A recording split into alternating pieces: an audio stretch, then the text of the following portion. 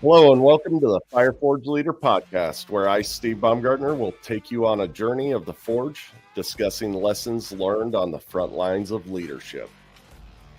Today, we're going to explore a concept with my guest today, Dylan Bain of Fiscally Savage, where his tagline is "Take control and live free."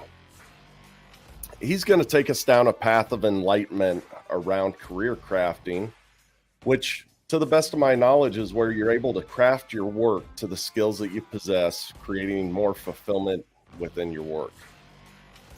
As Simon Sinek states, working hard for something we don't care about is called stress. Working hard for something that we love is called passion. So Dylan is a CPA.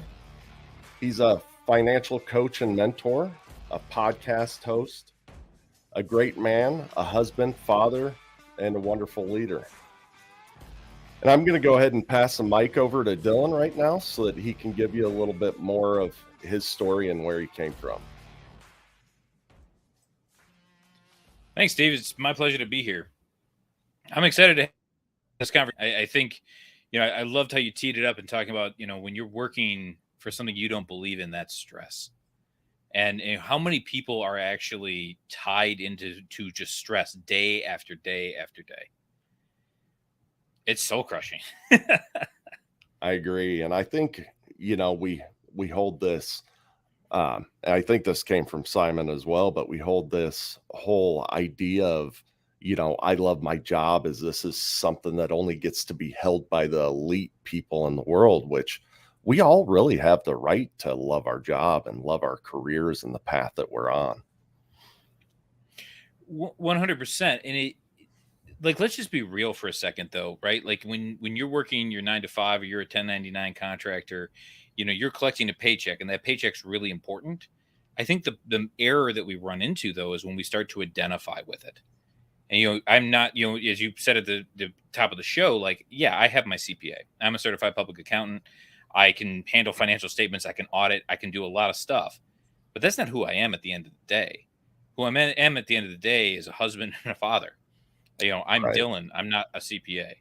And when we start to get into that identity, let's be real. Corporations use that to keep people into jobs that are extractive, where that job is not serving them. It's kind of the idea of you either work the system or the system works you. And so, when you start identifying as your job, that's where it starts becoming pathological. Yeah, I like that thought pattern, that it reminds me of the challenge out there on LinkedIn where people stop putting their titles and putting what they do inside their taglines, right? And those things that you just talked about, the father, the husband, those are what you do. You go to work to provide for the person that you are. Yes. And I think another important distinction is that doesn't mean I don't like what I do, right? Like in my corporate world, I do enjoy what I do. But when people say, oh, well, Dylan, what do you do? Well, I raised 2 beautiful daughters. I'm a good husband to my wife. And they're like, oh, well, what do you do for work? Oh, where do I spend a lot of my time? I audit things.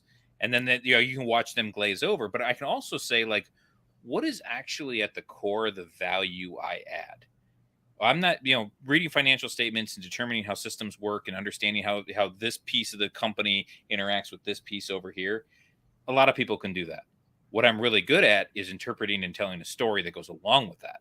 So, when people say what do you do for work? I communicate really complex things very simply. That's what I do at the end of the day. And so it's honing in on that value when you're talking about career crafting, you're talking about trying to create a vision for your life. That value piece, what are you actually paid for? Because I'm not actually paid to audit things. I'm actually paid to communicate them to the people who can do something about that.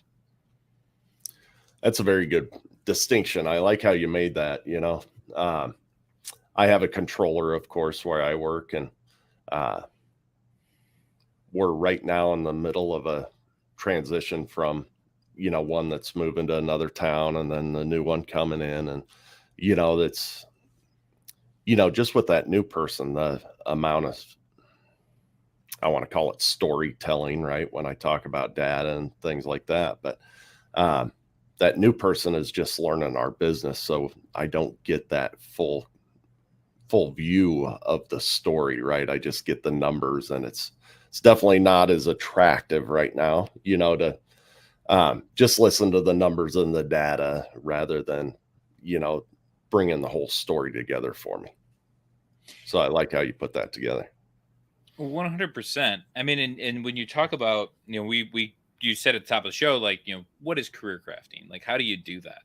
And one of the very first elements is understanding, what are you actually paid for? Right? Like, at the end of the day, we all have a job description, we have things that we're doing, but like, at the end of the day, we're paid to do something, and it's probably not in the job description. So, like controllers, at the end of the day, their job is to make sure all the money flows efficiently. Like, a good controller is invisible. They help, yeah, they help with budgets, they help with other things, but if they're doing their job, people don't think about them. They're not top of mind. Like, what is a Right. good auditor? A good auditor is somebody who can go into a system and look at that system and then come back to leadership and explain to them the reality of the business that they're managing.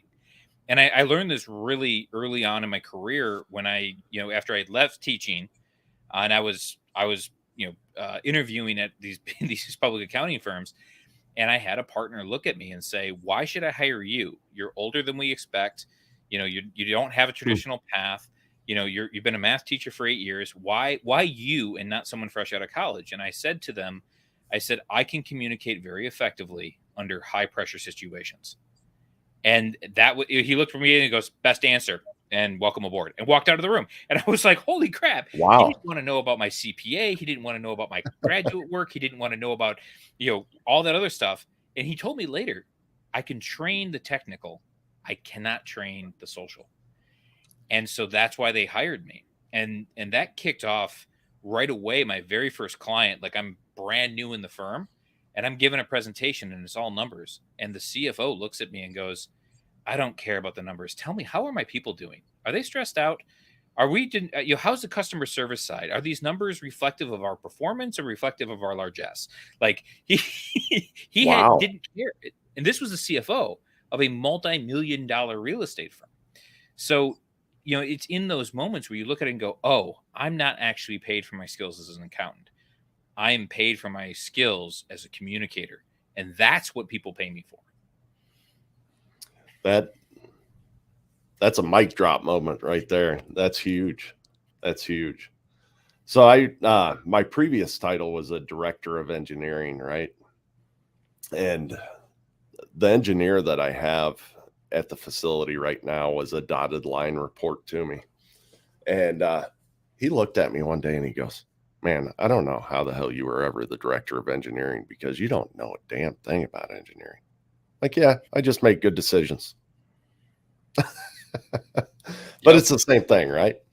I decipher information and I'm able to make a decision based off of that. So that hit me like a ton of bricks, Dylan. Going back a little bit though, I wanted to talk about your origin story a little bit. You had mentioned previous to the recording something about this food stamps to financial sovereignty story that you have, and I'd like to talk about that a little bit. Oh, 100%. Not a day goes by that I don't actually think about that. Because I was a math teacher for 8 years, and I got into teaching because I didn't serve in the military, and I kind of looked at it and said, the soldiers of the armed forces guarantee the country's today, but a teacher guarantees a country's future. And so, like, I went in to become a teacher because I wanted to help raise the next group of citizens, and I wanted to have good citizens because that was the world that my daughters were going to be born into. And so I took my job really seriously. So when, after 8 years as a math teacher, my principal calls me in and says, "Hey, Dylan, to keep our graduation rates high, I need you to commit fraud." And I looked at her and I was like, "Absolutely not." And then she said something that just, it blew me away when she says, "Dylan, contracts for next year haven't come out. Maybe you should go home and you should, spend time with your daughter and think about Mm. what the right thing to do here is." And she knew that as a full-time teacher, with summer school, with wrestling, with all the extras that I had, I still had two additional jobs. I was still going further into debt every single month, and I still was on food stamps. She knew all that. And so when I went home that night, I put my daughter to sleep, and I poured myself a stiff drink, and I was looking out my back door under this drainage ditch that serves as my backyard at my crappy apartment 2 doors down from a meth house, like literally 2 doors down. And I just got to thinking, there's got to be something more here. There's got to be something more to life. And I had a vision for my life of a house that I owned with a yard, with my daughters playing, with them laughing, with me cooking steaks on a grill, of food I could not afford. While my wife walks up behind me and gives me this big hug from behind and says, "Honey, I love what we built." And that just I allowed it to possess me, and said, no matter what happens in life, I'm going to go get that. That's going to happen. And so when I walked in the next day, I walked to the principal and I told her, I'm not going to do that. And she sucks her teeth and tells me, you're not making really good decisions here. And that was the point in which I invited her to do something really uncomfortable with the suggestion, and that furthermore, she could fuck herself. And it was like, I walked out of the door like, oh my God, I just quit my job.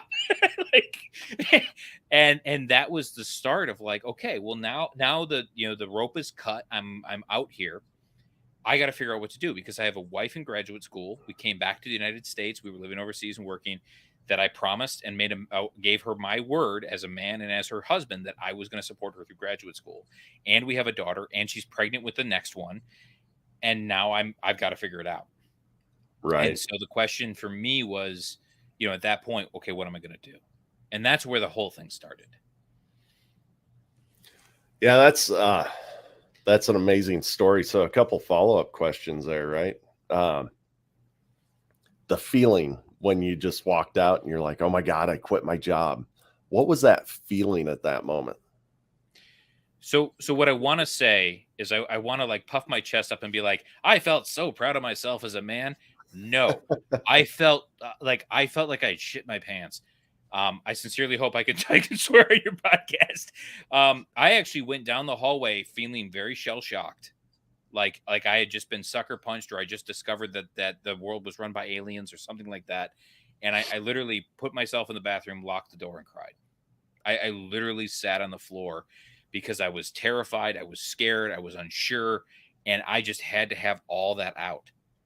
And so like, I don't know how long I was in there, but I do remember the drive home thinking like my hands are shaking from all the adrenaline. I've got sweats. And by the time I got home, all I could think of was, you know what? When life gives you lemons, don't make lemonade. You freeze the lemons, you build a cannon, you return fire, and you bombard life until it stops giving you ammo. And so like I walked in the door and I was like, honey, we're going on an adventure. and so like it was a roller coaster, but I had a decision to make. Like I had cast the die. I had decided my daughter needed me to be a man of integrity, and this was the consequence. And now I had to really show, did my integrity matter? Could I pull it out? So the other follow-up that I had, and they tie together, of course, is I caught how vivid your vision really was, right? I mean, I could smell those steaks on the grill. Oh. So of course, my ears perked up at that because I'm a big vision guy myself, but explain to me how that felt when you were thinking about that vision, right? And how that came to be. It was like grabbing lightning. It was like grabbing lightning because to paint the picture of what my living situation was at the time, I would, like I said, I was a full-time teacher. I bounced at the local music venue. I was working in a tax office part-time. I was, when I could, I would drive truck because I still have my CDL. And we lived in this quadplex where like, it was not uncommon for me to find a drunk guy laying next to my car in the morning. Like that was just part of the life. So like that vision of a house, and knowing that in the best of months, Steve, in the best of months, I'm still going into debt. If everything goes perfectly, I'm still short, even with the food stamps, right, even with the extra income. And to suddenly like just have this clear, distinct vision of a house with the yard, with the steaks and the kids laughing and the compliment from my wife.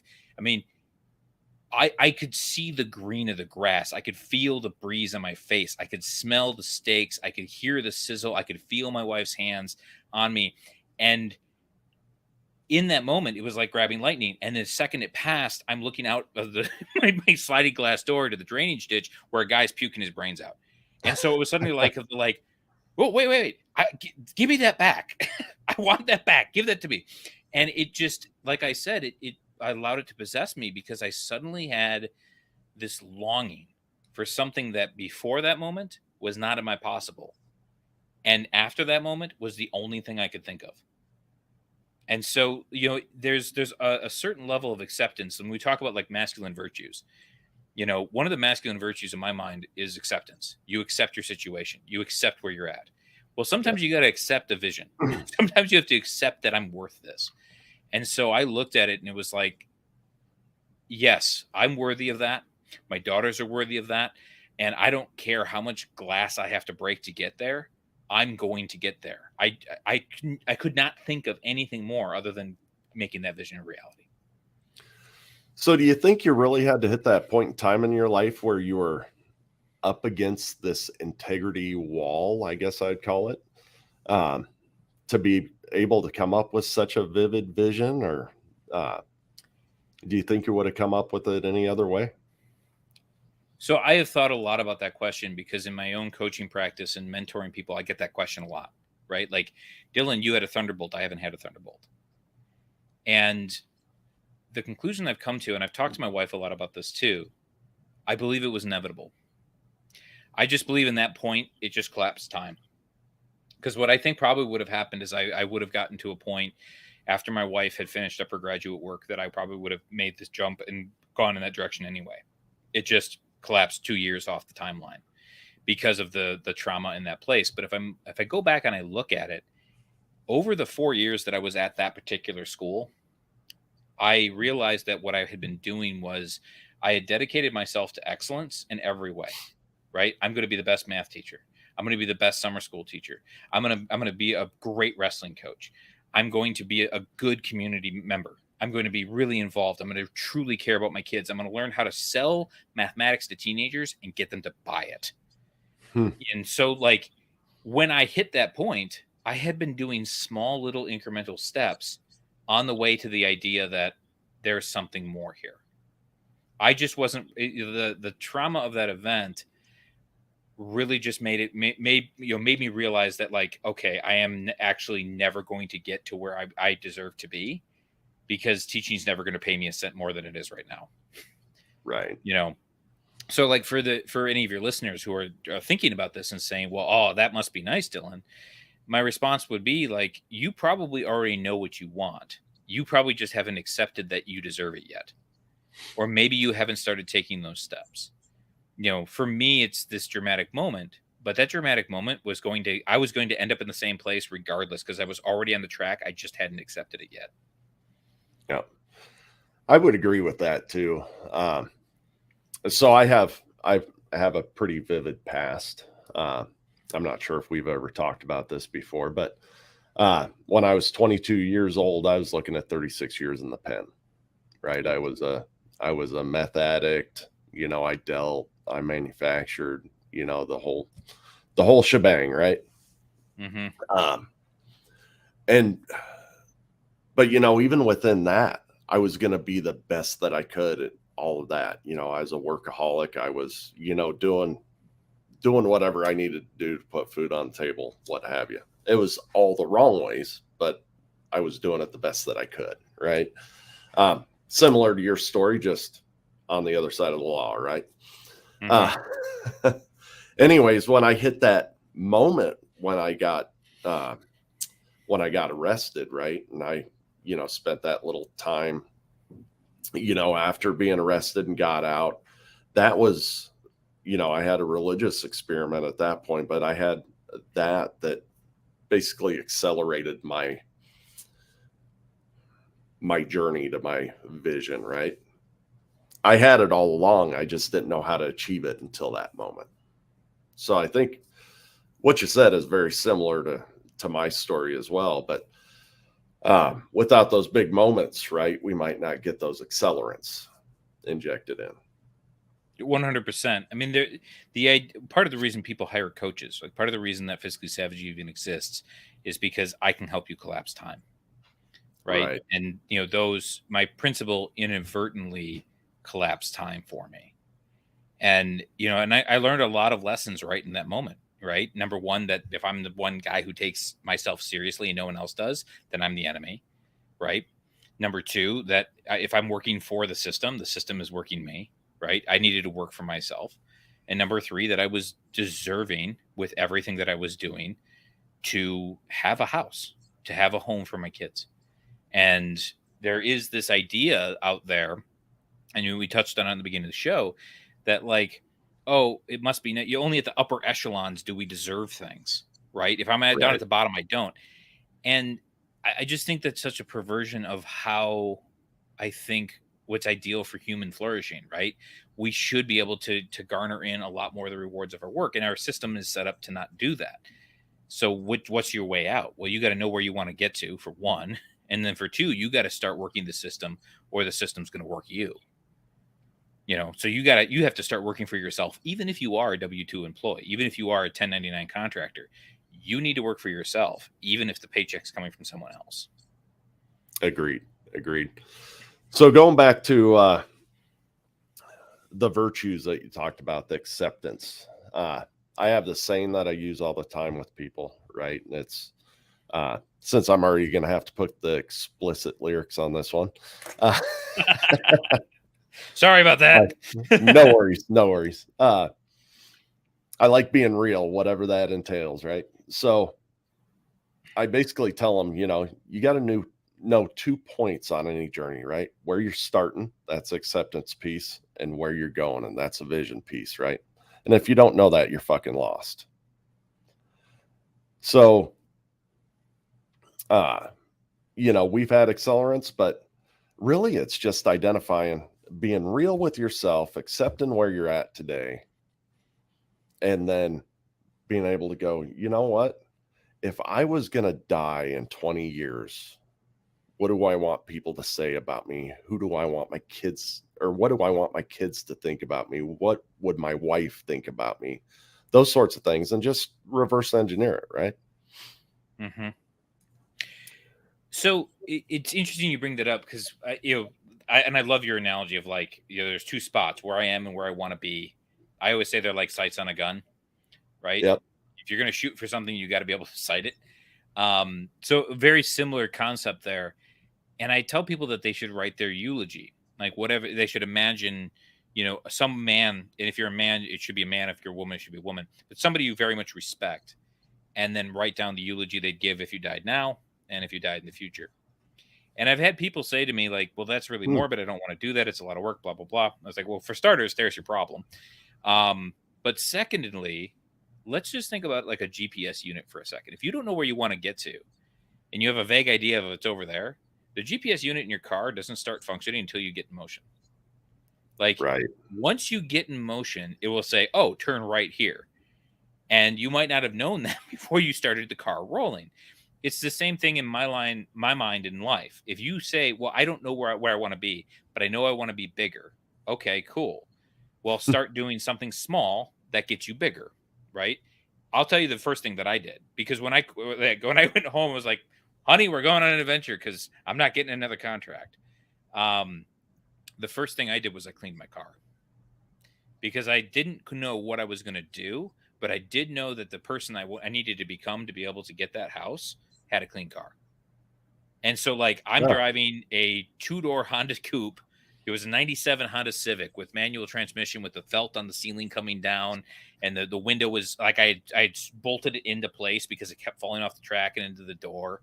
But I waxed that car. Like, I went in, I took it in, I detailed it myself, and I scrubbed it out. I shampooed the carpets, got all the stains out of it, because I wanted to be a guy with a clean car, because excellence was a clean car. And it was funny because I had, like 3 weeks later after this, I gave a ride to one of our student teachers to get lunch. And he's looking around in my Honda Civic. And he says to me, Dylan, I promise I won't eat in your car. And I was like, I don't care if you eat in my car. He was like, he looks around and goes, yes, you do. And that was when I knew that I was like heading in the right direction. You know? So if you don't know where to go, you don't know what your vision is, get in motion. Go dedicate yourself to excellence in one small thing. And once you are excellent there, pick the next thing. For me, it was making my bed. I listened to Admiral McRaven's speech, and I was like, okay, I'll do that. And then pretty soon I was folding all my laundry and putting it away.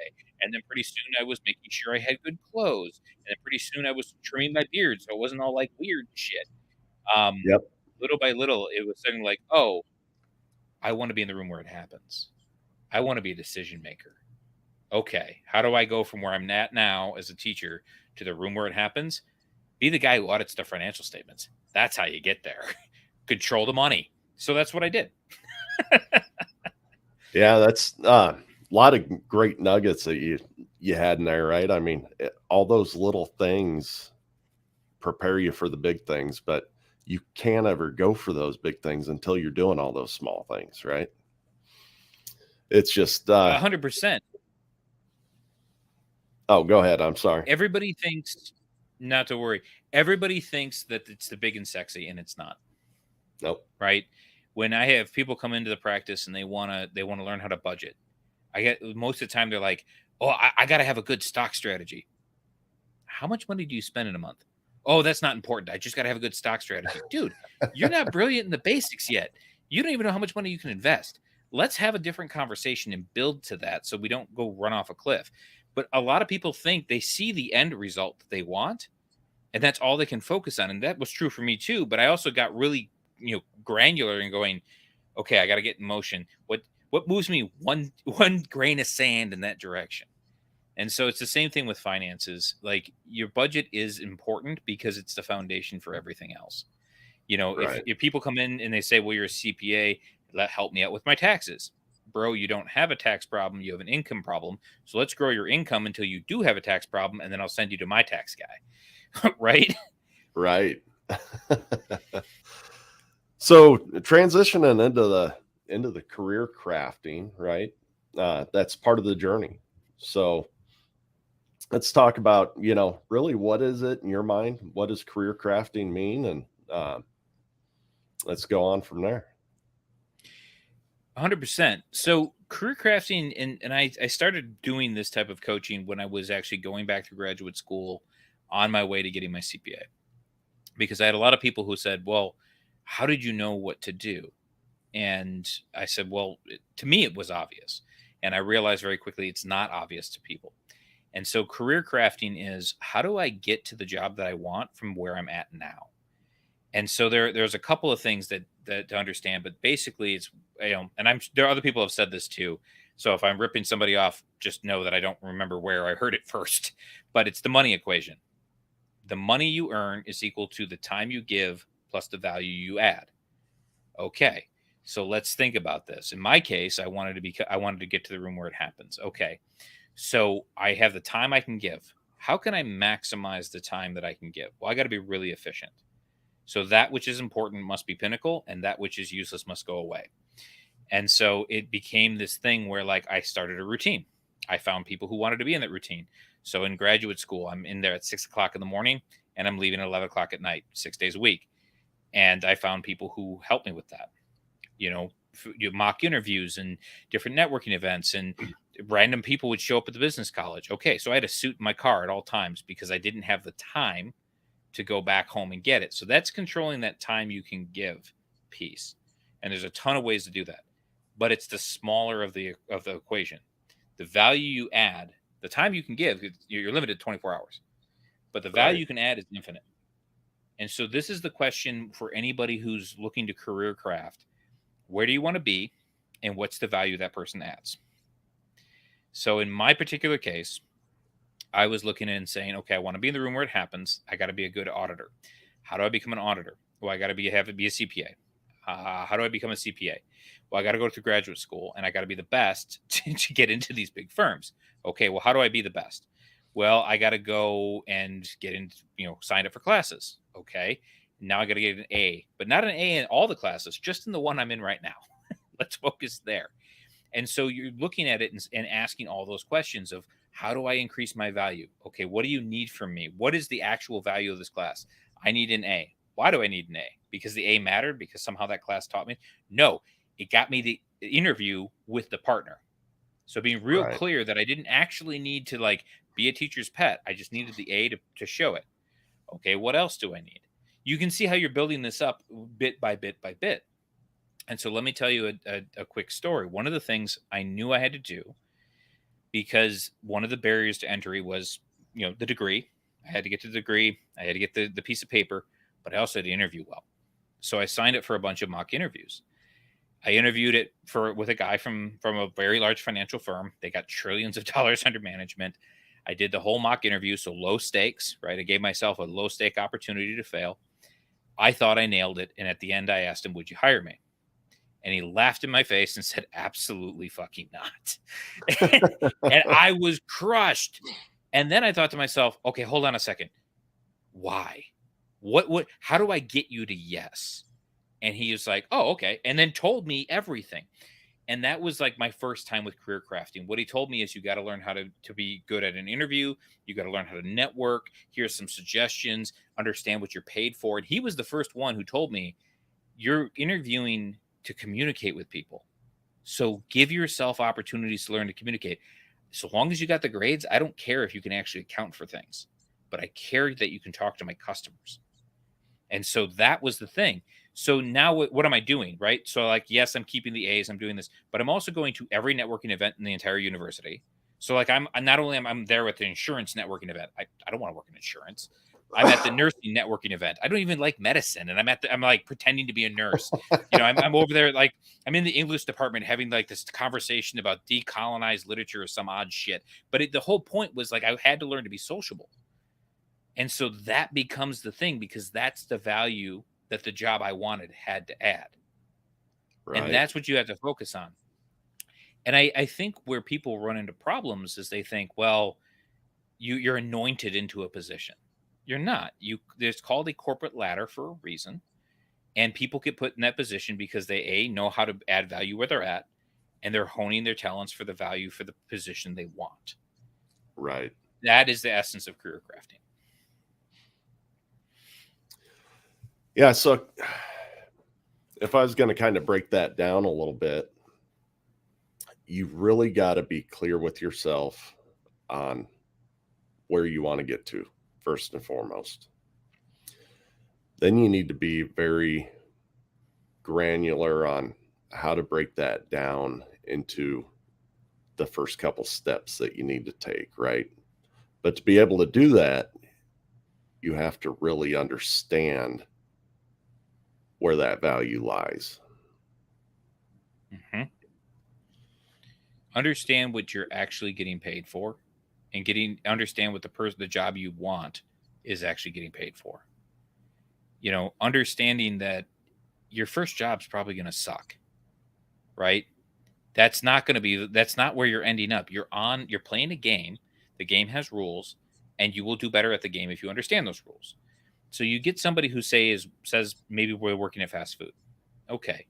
How do they work for themselves? And they look and they say, well, I want to be in management. I want to make a lot more money. Okay.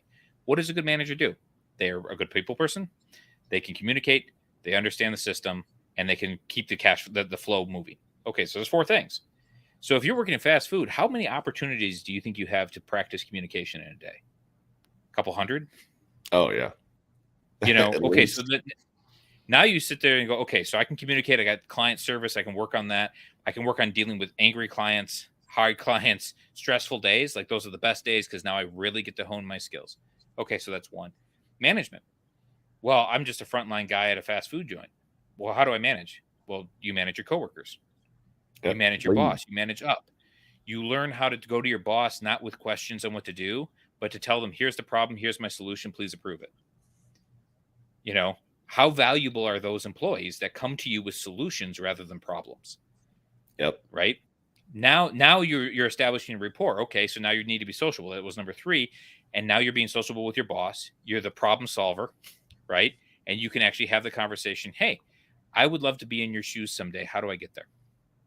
How many men are in a position where, like, if you just throw them a compliment and show some interest in them, they're going to pay attention to you? And Yep. but not if you're not if you're the shitty employee, they're not going to care. But if you're the problem solver, oh yeah. I mean, those people are gold, and we're sad to see them go, but we're happy to help them get to where they went to. So it's Right. looking at that talent stack and looking at your opportunities right now and saying, how can I practice this right now? How can I work for me? Not for the fast food joint, but for me. Yep. And that, I was going to bring that up again too, right? It's not to get the manager job, it's to get the manager lifestyle, right? Where you get the paycheck of the manager so that you can better provide for your family, provide for your activities, whatever the case may be, right?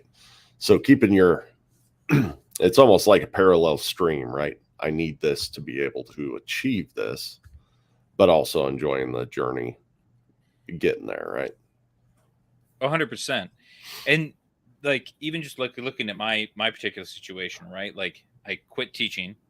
I went to, how many iterations did I had to get to before I got the house? Right? There were four, right? I had to finish up teaching. I had to go back to graduate school. I had to go be in public accounting, and then I went into industry. And industry was, that 5 years later is when I actually hit it. But it took Right. me 5 years, and it took me 5 years of, okay, I'm a student now, and there's a ton of stuff for me to learn as a student. Now I'm in public accounting. There's a ton of stuff for me to learn how to be brilliant in the basics at every level. Now I'm finally at the job that in industry, and now I have enough money to buy the house, right? It wasn't an instant path. It was a hard grind, and that was just a season of my life. And everything I picked up along the way turns out it's applicable to helping my children, Hmm. right? Leading my wife. How many times, and this is where I screwed up my whole journey. When I told my wife we're going on an adventure, she was like, what? And then that was all I told her. We were going on an adventure, and it's going to be great. Several, like 3 years later, I'm sitting there in a marriage therapist's office going, yeah, I probably should have been more clear and helped you understand what we were doing. Um, but then I had the skill set at that point to be able to turn to her and say, oh yeah, here's now our plan of, our family Inc. Here's our corporate plan. Here's our business strategy as a couple. Here's where, and it starts to function a lot better. And like learning how to manage in 360 degrees really helps me with my kids. How do I get my kids on board with doing stuff? How do I help, if I can develop an employee, I can help my kids with skills. This is not a monodimensional thing. This is a lifestyle thing. And while my identity is not a corporate auditor or even a financial coach, I'm a husband and a father and a man.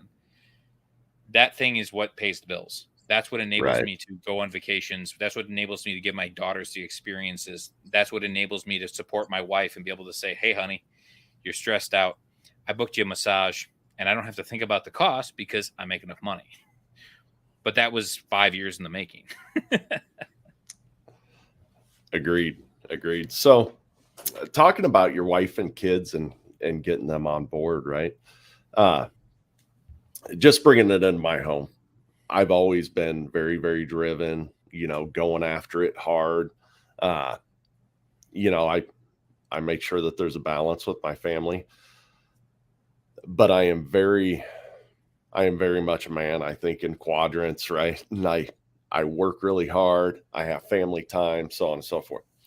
Uh, my wife, on the other hand, is 100% nurturer. I absolutely adore this woman, but sometimes we clash, right? Uh, Mm-hmm. she would live in a cardboard box as long as everybody in the house is happy, right? So, did you have any sort of battles or battles is probably a little bit harsh, but Oh, no, uh, that's the right word. That is, that's the right word. all right. So, did you have any battles with your wife as far as, this is your vision, but did it match with hers? Because when you come together as a couple, it really needs to be a unified vision, right? So here's my stock marriage advice. When you walk into wherever you're going to get married, I got married in the courthouse. I walked into the courthouse as two people, and we walked out as three because I was still there and she was still there. And now the marriage is a new thing. and that has its own wants, needs, fears, its wounds. Like I could be fine, my wife could be fine, but the marriage might not be fine. And people miss that third part a lot. And so when we clashed a lot, it was sometimes we were on the same page, but the marriage was not. And I'll give you a great example with that. When I was in graduate school and I had already accepted an internship at one of the large accounting firms, the local power utility, like I said, we came back to the United States so my wife could go to graduate school. She was doing her PhD work. She does energy systems work on the power grid. So she's an engineer. I married smart. And so there was an opportunity to go to a mixer at the local power utility. And so I went down there and my entire pitch was, hi, I'm awesome. But you know who's even more awesome? My wife. And she would love to work with you. And I brought her resume. Who can I? And they called her and offered her a job. And so, but again, I did a poor job explaining to her what was going on. So she was okay with taking the job and I was okay with her taking the job, but she had to move to Phoenix, 2 hours from where I was finishing up graduate school. But the marriage wasn't okay. And so the marriage vision for us was us together as a happy family. And even though we individually could handle it, the marriage couldn't. And that led to a lot of fighting. And that year was battle after battle after battle because there was no way I could support her. We both intellectually understood what was going on. But the marriage itself was declining. Now, fast forward a couple of years. Now we move back in together. We rent a house in Phoenix and we're living together. And the marriage now is okay. And I'm okay, but she's not okay because she's angry that I wasn't there. Right. So Right. now we're running in different directions and there's lots of battles that go on with that. The key, though, is to really understand and be intensely curious. And this is something I've had to learn a lot about. Why is she upset? What is she hearing? And for her, it's a lot of old wounds of abandonment. He abandoned me. He abandoned this marriage, right? Even though intellectually she knows that wasn't the case.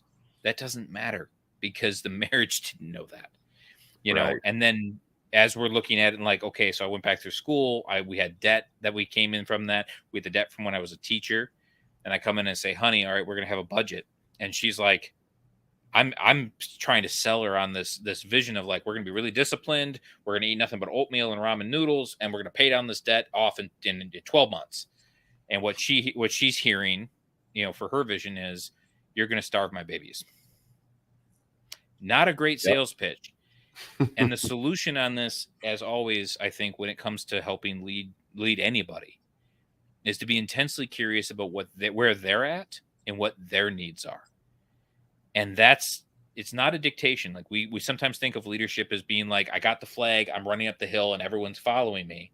Sometimes Right. leadership is sitting down around the fire and saying, how are you today? And then shutting the fuck up so that they can tell you. Yep. And especially with my wife, that was a big thing of having to learn of like, I don't know everything. Curiosity is the leadership tactic right now. I need to be curious about her and I need to be curious about my marriage because those are the two things that need to speak because I know me, but I don't know them. Yeah. And ultimately, that had to make your vision even more sound, right? Because at the beginning of this, you talked about the house, the grill, your wife's touch, your kid. I mean, all these things came together. So once that you learn that skill of being curious, it had to strengthen that vision tremendously because that's really what you wanted at the end, right? It was exactly what she was telling you. Yeah. Well, and understanding that her vision was, what are the sides to those steaks? They're coming out from her scratch kitchen. Like that was her vision. I want to have food where the food is nourishing, the food is plentiful, and the food is all handmade, where we know everything that goes into it. Right. So like it dovetails right into it. And her saying like, I have this vision of, in our backyard, we have a garden and we're growing our own food. Okay, cool. Like she hands me a mission. Like, of course I'm a dude, like, yes, mission. Great. But it blending it together and then understanding that there are places, after that vision did come true, understanding that as we're crafting the next one and moving to that next level of understanding like, oh yeah, there are certain decisions that parts of my vision that have to be changed because if I want her as part of it, she needs to be a painter on this project as well. Right. So when you were talking about that, I got this vision of crayon boxes, right? So you and I are that little 8-piece crayon box. And what I saw was just with you and your wife coming together on that, it's like the 64-piece box. There's periwinkles in there now and all those obscure colors that we don't know, but give the whole box life, right? 100%. I mean, that is the power of partnership in any capacity, but particularly in a marriage, right? I might be able to run through a brick wall, and I might be able to just lay it down every day of the week. And my wife is what's going to make that all worth it, right? I might be able to tell my kids and hold a safe environment and hold a perimeter for them, but my wife is what fills it full of joy and love and warmth. Yep. And it's so true in basically every aspect of your life when you start to understand that even that annoying employee, if led appropriately, is going to add more color to the entire thing, whether it's in business, whether it's in a school setting, whether it's with your kids, whether it's with your wife. Everybody's going to add shades, and everybody's going to draw a little bit differently. And when you lead appropriately, it's more like an orchestra than a painting is probably the way it works, right? When you get everyone on the same page, you make beautiful music. Yep. Me, I'm just that tuba. Well, hey, there is nothing wrong with tubas, man. You've met me. You know I played the bass, right? Actually, I don't know if I knew that. I just remember our last encounter. I think I got thrown on a mat. Oh, that's yeah. There's that too. That's a big percussion instrument. I just, mine's 300-pound man. Yeah, there you go. But like you just think about it like oh, I'm just the tuba. Well, like remove the bass line from any music and you tell me how well it moves people. It just doesn't. Yep. Right? That oompa in the background is like what people groove to. But the oompa by itself, not really all that entertaining. Right. And so it really, like, that's actually a pretty good thing to say when people go, but I don't know where I add value, or I'm just a cog in a machine. No, like you're adding a critical piece somewhere. And a big part of our job is to understand what that piece is, what it does, and then to be really good at it. Yeah, that's a nice little summary right there. So anyways, if the listeners wanted to get a hold of you for any mentoring, coaching, or any of your tools or resources that you got there, how would they get a hold of you, Dylan? 100%. So for starters, they can find my podcast, which is called Fiscally Savage, anywhere you find podcasts. You can find me on Facebook, Instagram, and Twitter, all at Fiscally Savage. You can send me an email. My email address is in the video. For those of you who are listening, it's dylan@fiscallysavage.com. And of course, fiscallysavage.com is my website where you can find my free tools, the blog, everything you need to take control of your life and live free. That's awesome, man. This was a great conversation. I think I learned a ton. I'm actually going to pull up my vision and take another look at it because I'm inspired on that aspect. And of course, we're rounding into the new year. So great tools to put to use as far as career crafting and really just any sort of momentum towards your vision at all, right? I mean, all those same steps still apply. So, excuse me? I was going to say 100%. If you want to go anywhere, like the steps are all relatively the same. Right.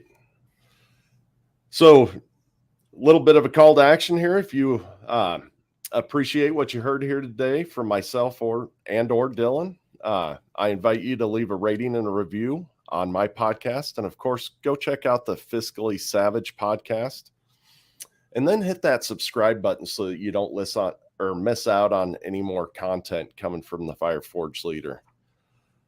So next week, we're going to be coming together to explore a concept that I've had in my head for a couple weeks that really just revolves around these AI avatars and why we're so drawn to them as a culture and how do we really become that person that we see in these avatars. So I'd like to thank you for tuning in to the Fire Forge Leader podcast. And don't forget, words without actions are meaningless. So after the heat of the forge, shape those thoughts, quench your brain, and put these new tools to use. Thanks again for coming on, Dylan. It's been my pleasure.